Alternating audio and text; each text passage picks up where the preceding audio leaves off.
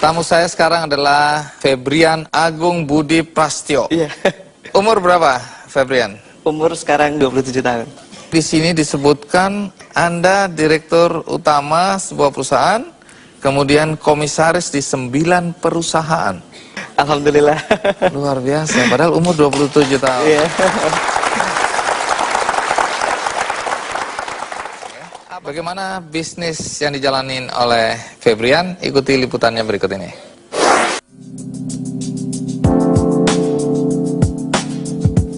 Febrian Agung Budi Prasetyo, seorang pria muda yang berusia 27 tahun ini merupakan pria kelahiran Solo yang dibesarkan dalam keluarga sederhana. Ayahnya dulu merupakan seorang supir angkutan damri di Solo. Sejak kecil, Febrian memegang teguh prinsip yang ditanamkan kedua orang tuanya, yaitu kegigihan dan keyakinan. Dengan prinsip tersebut, telah mengantarkan Febrian untuk merantau dan menempuh pendidikan di Perguruan Tinggi Institut Teknologi Bandung ITB pada tahun 2002 di jurusan Teknik Kimia. Kesuksesan Febrian berawal ketika masih kuliah dan sudah memulai berbisnis kecil-kecilan dengan berjualan baju. Jatuh bangun sudah terbiasa. Tetapi pada penghujung tahun 2006, Febrian mulai menjajaki bisnis pulsa telepon. Berkat ketekunan dan keuletannya, bisnis pulsanya berkembang pesat hingga mengantarkan anak supir damri ini menjadi presiden direktur PT Duta Future Internasional yang membawahi sekitar 500 karyawan. Hingga 2011 ini, bisnisnya telah meraup omset miliaran hingga triliunan rupiah setiap bulannya. Banyak sekali penghargaan kepada Febrian, antara lain penghargaan pengusaha muda terbaik 2010, sekaligus penghargaan Muri berkat bisnis pulsanya. Walaupun sudah sukses, Febrian memiliki sifat yang ramah, religius, dan rendah hati. Pengusaha muda ini dikenal baik oleh para karyawan dan masyarakat.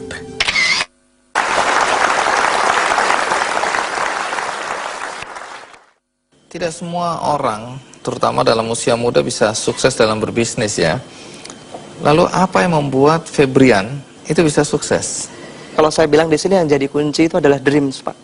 Saya bahkan sempat itu melakukan hal yang lucu, kalau boleh saya sharing nggak? Iya, boleh dong. Boleh ya?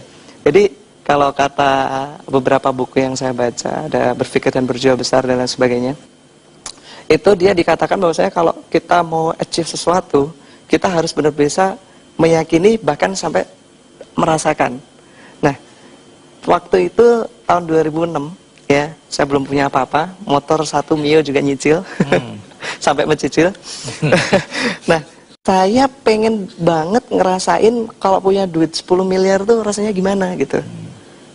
Di dalam rekening, saat itu saya punya satu tabungan, cuma satu-satunya buku, ya, dan saldonya di situ cuma 300 atau 600 ribu, saya lupa saat itu, kecil, Dan sedikit sekali. Bermimpi satu hari 10 M rasanya gimana iya. gitu ya. Akhirnya apa yang saya lakukan, saya tulis di buku tersebut 10.000.000.000,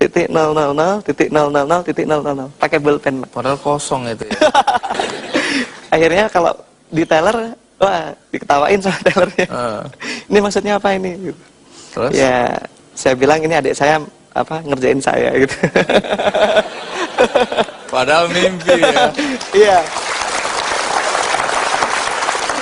Kalau kata orang bilang kan, kekuatan kita di pikiran itu sangat kuat ketika kita dalam alam-alam bawah sadar ya. Ketika kita mau bangun tidur atau kita mau tidur gitu kan. Jadi bangun tidur, saya lihat buku tabungan. Saya punya 10 miliar, yes. Itu memberikan power, Pak. Iya. Itu memberikan power. Itu cocok gitu, karena The Secret mengajarkan hal seperti itu. Apa yang kita inginkan, kita pikirkan, kita ucapkan, kita selalu ingat-ingat terus. Kemudian lanjutan dari The Secret, The Power. Jangan-jangan Anda pembaca buku ini ya? Saya baca bukunya, saya lihat filmnya, saya sampai nangis, Pak. Karena di situ dijelaskan kok mirip sekali yang saya lakukan, Pak. Nah, sekarang pertanyaan terakhir yang selalu saya ingin tanyakan, apa nasihat Anda pada anak-anak muda dalam konteks berbisnis? Untuk berbisnis seperti yang saya sampaikan tadi, yang paling penting adalah kita mau dulu. Mau ya, dulu. punya mau, kemudian dari kita mau tersebut bagaimana kita bisa membuatnya jadi satu dreams yang bulat gitu. Jadi mimpi yang Bulat, utuh gitu utuh. ya, yang Caranya pasti. gimana? Pernah nggak kita semua mencoba untuk menuliskan dream kita? Nah, itu jarang, Pak. Jadi nulis saya umur sekian mau gimana, dan itu saya punya temen yang melakukan itu dan hasilnya luar biasa gitu. Jadi banyak sekali ya ketika kita mau, kadang-kadang kan seperti banyak orang bilang ya, ketika kita pas kecil kita punya dreams banyak sekali, kita punya impian besar, tapi ketika kita banyak tantangan dan sebagainya hilang semua. Nah, supaya nggak lupa kita tulis. Dan manusia itu makhluk visual, Pak. Kalau kita suruh, Pak jangan bayangin gajah, apa yang Bapak bayangkan? Langsung Gajah, gitu kan. Manusia itu makhluk visual, jadi kita harus berani memvisualisasikan dream kita dalam bentuk gambar-gambar. Ini yang saya lakukan itu pas saya di kampus ya, ke kampus juga jalan kaki dari rumah. Tapi saya tuh hobi banget ngoleksi foto-foto mobil, BMW, Mercy, Ferrari gitu ya. Saya tempel di binder kuliah saya, sampai teman-teman saya bilang, ini aku akan punya ini. Sakit ini orang. Iya.